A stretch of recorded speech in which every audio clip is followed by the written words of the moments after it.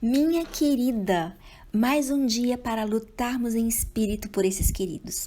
A tentação está à porta. O que nos fortalece contra a tentação? Como vamos orar para que nossos queridos estejam cobertos no dia da tentação? Vamos orar por um bom caráter.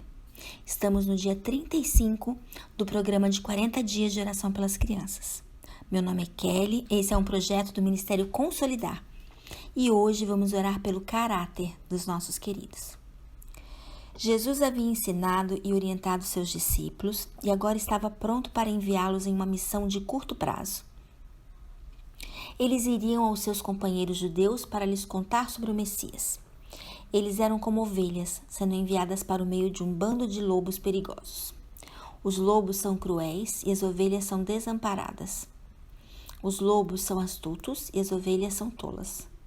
Como essas ovelhas poderiam sobreviver? Elas precisariam aprender com duas outras criaturas, serpentes e pombas. As serpentes são animais prudentes, capazes de fazer julgamentos astutos.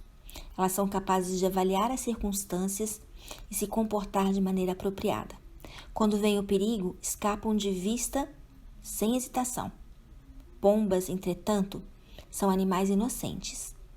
As pombas são criaturas simples e puras que não causam problemas.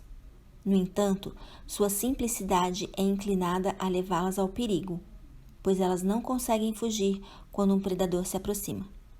Sua pureza está associada à sua credulidade. Portanto, onde cristãos são inclinados a serem tão inocentes quanto pombas e prudentes como as serpentes, Deus nos chama para algo muito mais nobre e muito mais eficaz.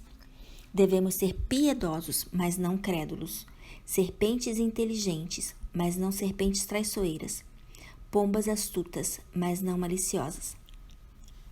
Pois nosso caráter recomenda a Cristo. Nossa piedade proclama o Evangelho. Devemos nos comportar de uma maneira que chame atenção para o Evangelho, não para nós mesmos.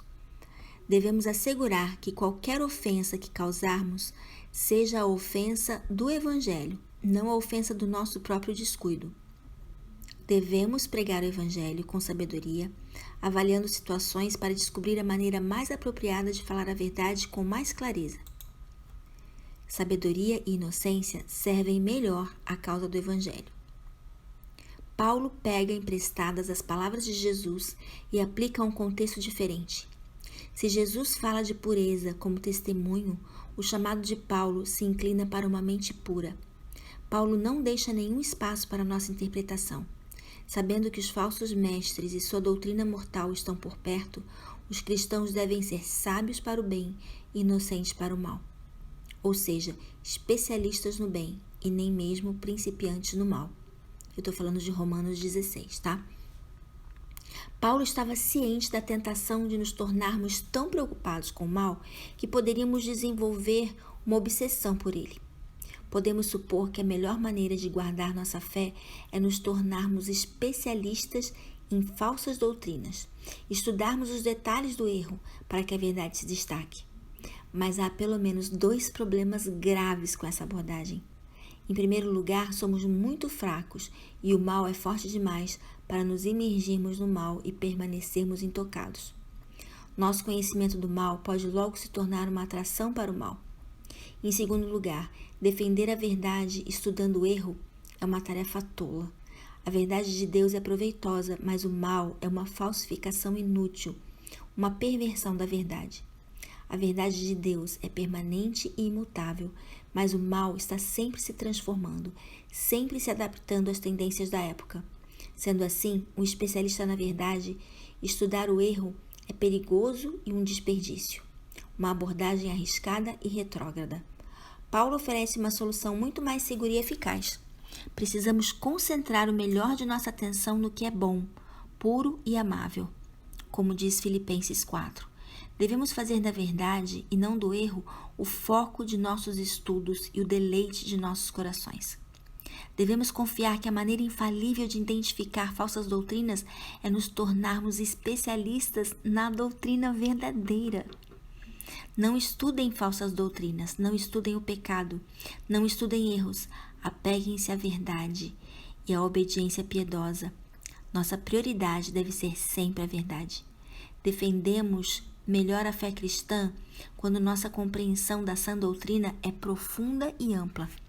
O cristão com grande conhecimento da verdade está preparado para se defender contra todo erro. Por isso, ensinar a Bíblia desde cedo dará aos nossos pequeninos sabedoria suficiente para combaterem doutrinas contrárias ao que nós cremos. Provérbios 22:6 ensina a criança no caminho que deve andar, e ainda quando for velho, não se desviará dele. Senhor, eu oro para que faça desses pequeninos pessoas de caráter, segundo os seus padrões. Dê-lhes discernimento para dizer sim quando tiver de dizer sim e não quando tiverem de dizer não. Capacite-os a permanecerem firmes no que sabem que é certo e a não vacilar sobre as pressões do mundo. Não permita que sejam pessoas que aprendem sempre e sem jamais chegar ao conhecimento da verdade, como fala em 2 Timóteo 3. Dê-lhes, em vez disso, o espírito dócil, disposto a ouvir a voz da sabedoria e a crescer nos seus caminhos, Pai.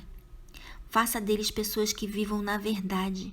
Ajude-os a andar com seu espírito da verdade todo o tempo, como fala em João 16. Esteja com eles para darem testemunha da verdade, a fim de que nas horas de pressão façam isso com confiança, como fala em 1 João 1. Onde tiverem errado nisto e em outras coisas, dê-lhes um coração pronto a confessar seus erros, pois o Senhor disse na sua palavra: se dissermos que não temos pecado nenhum, a nós mesmos nos enganamos, e a verdade não está em nós. Se confessarmos os nossos pecados, Ele é fiel e justo para nos perdoar os pecados e nos purificar de toda injustiça. Não deixe que sejam enganados, Pai. Não deixe que vivam uma mentira, qualquer que seja ela. Como diz Provérbios 3 e 4, que o amor e a fidelidade jamais o abandonem. Prenda-os ao redor do seu pescoço, escreva-os na tábua do seu coração. Então você terá o favor de Deus e dos homens e boa reputação. Clamamos isso para os nossos queridos, Senhor, em nome de Jesus. Querida, cada dia mais perto de terminarmos o nosso propósito de oração pelos nossos pequenos. Vamos juntas até o final? Até amanhã, dia 36, quando vamos orar por controle emocional dos nossos amados. Tchau, sua linda!